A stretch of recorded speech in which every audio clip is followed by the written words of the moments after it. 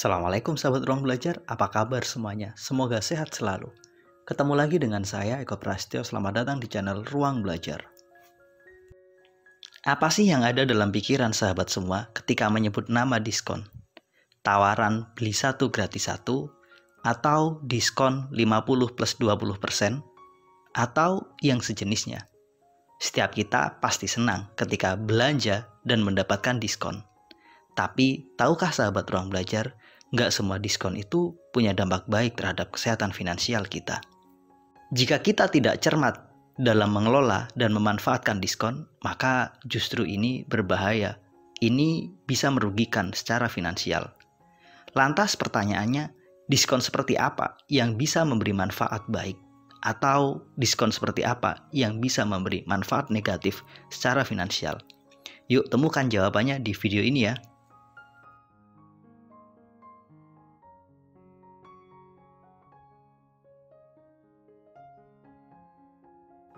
Mungkin sebagian dari Anda pernah beli sesuatu di luar rencana hanya karena iming-iming diskon.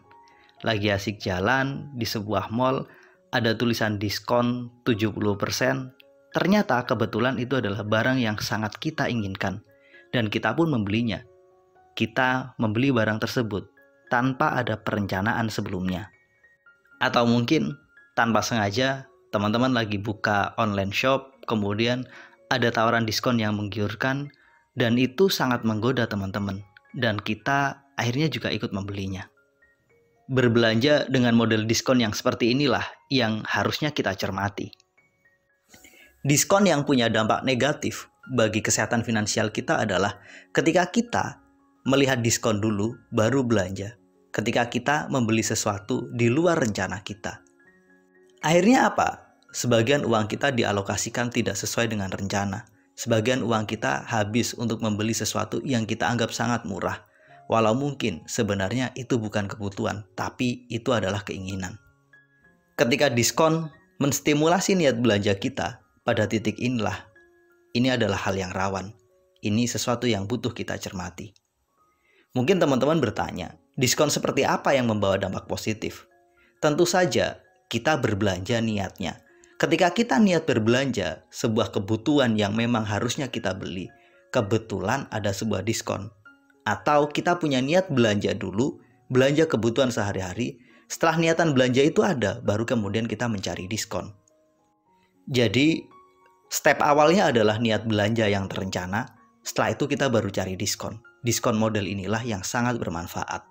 Jangan dibalik, step awalnya adalah melihat diskon, baru kemudian belanja. Walaupun itu mungkin tidak sesuai rencana.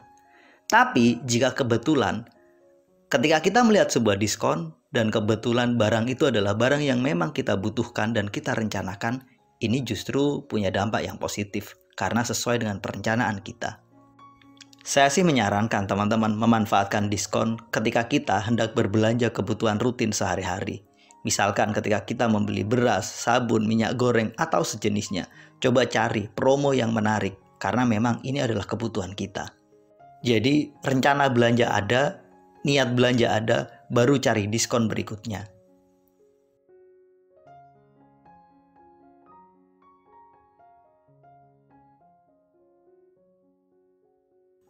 Salah satu sahabat saya pernah bercerita, ia niat membeli sebuah pasta gigi.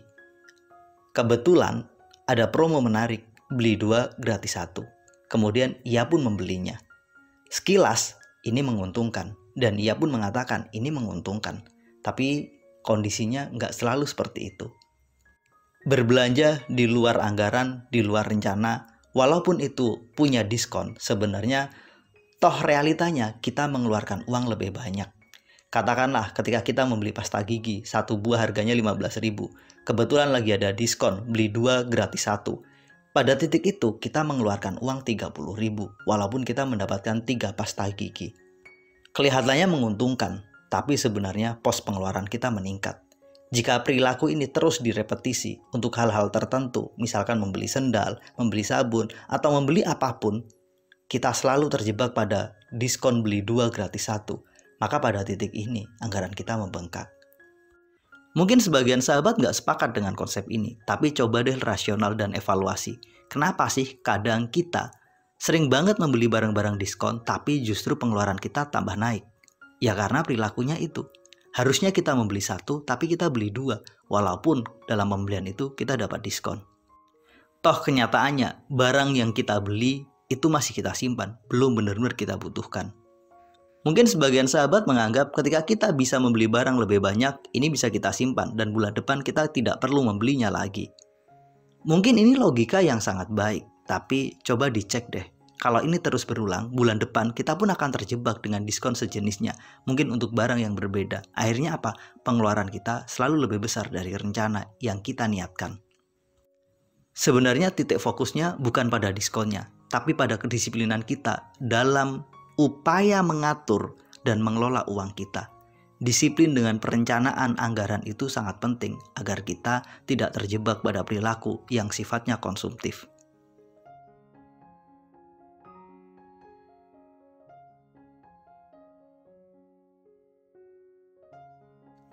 Hal ketiga nih, yang terkait dengan diskon yang patut kita cermati adalah rasa yang kita hadirkan ketika kita mendapatkan sebuah diskon. Mungkin sebagian orang pernah ketika membeli sebuah barang tapi mengurungkannya karena lagi nggak ada diskon. Padahal barang itu sangat kita butuhkan. Kita merasa rugi ketika membeli barang tersebut dalam harga normal. Ini adalah sebuah kondisi di mana kita merasa tidak mampu, menganggap tidak layak. Orang-orang yang fokus pada diskon karena ia tidak ingin kehilangan uang lebih besar, padahal ia membutuhkan barang tersebut. Ini adalah sebuah situasi yang gak terlalu baik dari sisi rasa. Diskon itu kita manfaatkan sebagai hadiah, bukan sebagai simbol ketidakmampuan.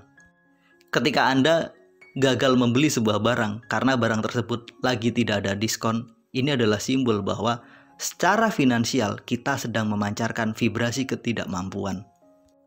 Artinya kita harus hati-hati. Di titik inilah diskon itu menghambat secara vibrasi. Kemudian mungkin teman-teman bertanya, lantas bagaimana rasa yang tepat yang harusnya kita pancarkan ketika kita menerima sebuah diskon?